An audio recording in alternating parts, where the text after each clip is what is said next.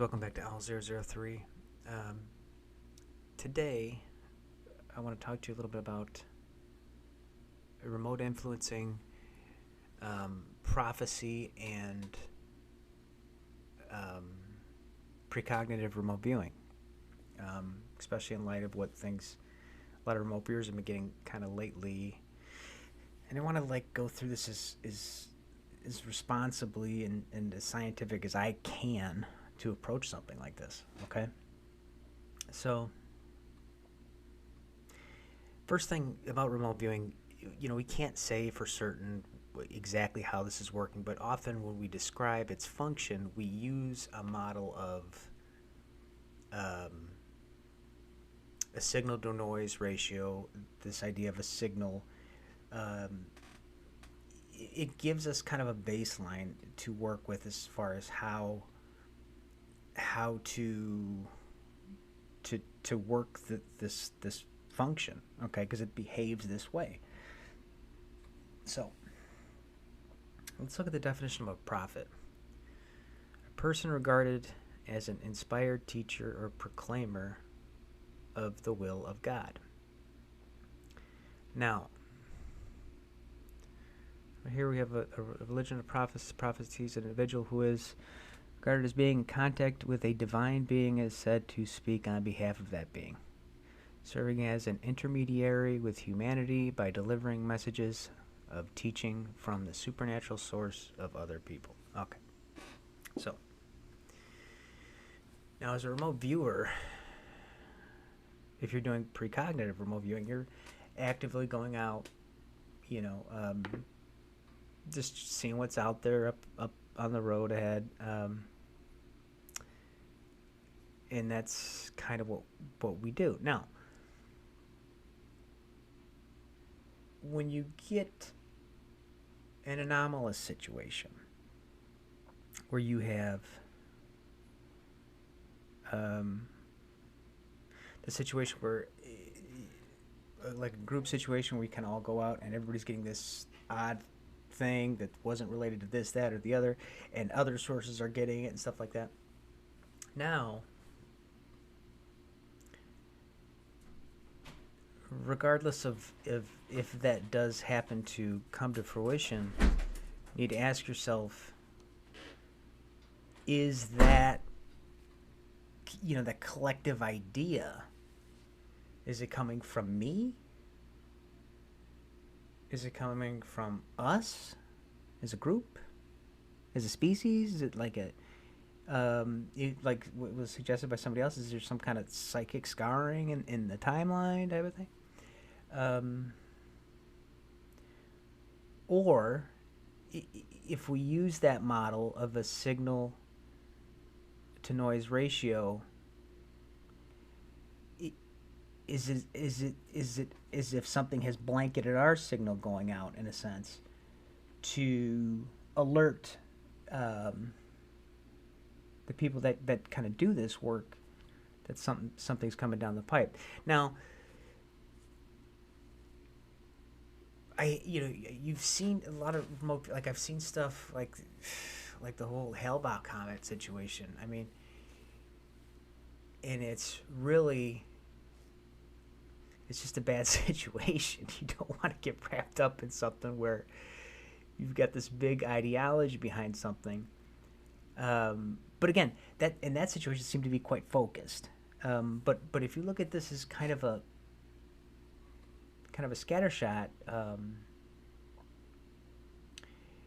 it seems like there's, at least lately, there's been this kind of like this something that's been umbrellaed around the community of remote viewers and others. But you go back to ancient times, okay, and you have these stories of prophecy and prophets and stuff like that.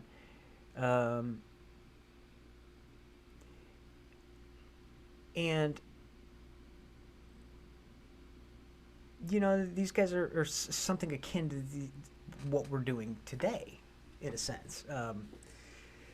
Now, it's going back to, is it gods and stuff like that? I'm not saying that, but what I'm saying is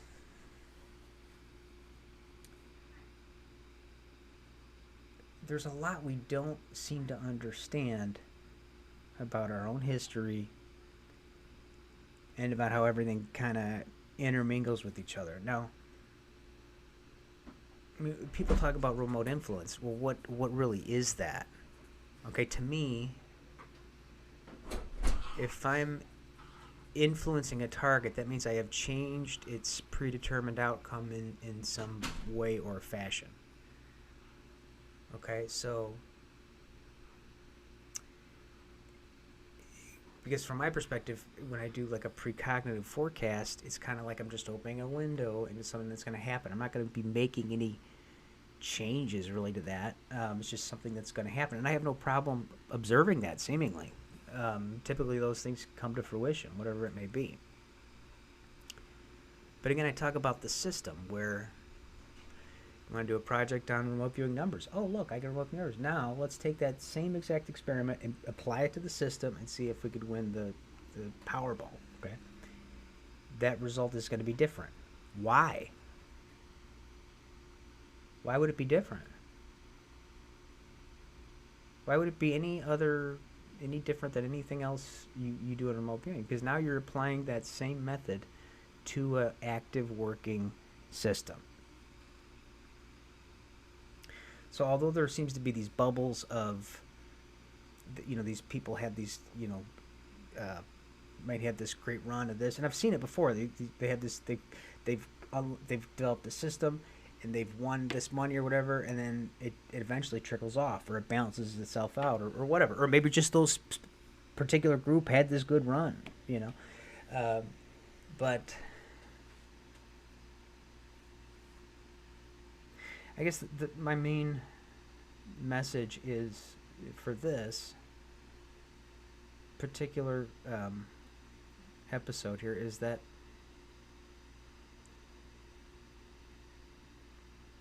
when you're working remote viewing in any kind of really context, the anomalous stuff is the stuff that stands out. It's the stuff that really, if we're going to learn something, is the stuff that we got to look at and examine closely. And why is this working different than any other time, pretty much? Because when you don't know, is all you have to work with is the pattern of behavior of when you apply this to certain things, right? So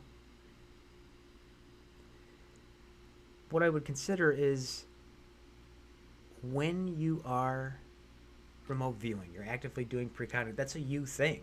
You're going out and do this. If you're going out as a project where they, you kind of get this split the load, you've become a kind of a network with that group, where they're going to take this, you're going to take that, and you kind of sync up in a sense. But when you have this, what seemingly feels like, in a sense, like an outside signal blanketing your perception of what you're trying to do, I would theorize, and I don't know, again, I'm just speculating, that in that situation, it's something outside of possibly you or your group, shooting something back upon you, to either alert you to something or to divert you to something, or who knows, maybe just to play a big cosmic joke. I don't know.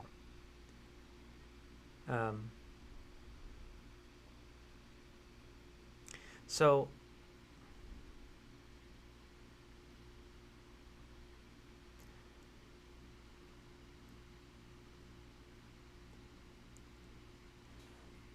again, it just something to consider with some of these events. I mean, when I do precognitive work, it feels like anything else I do. It doesn't feel any different.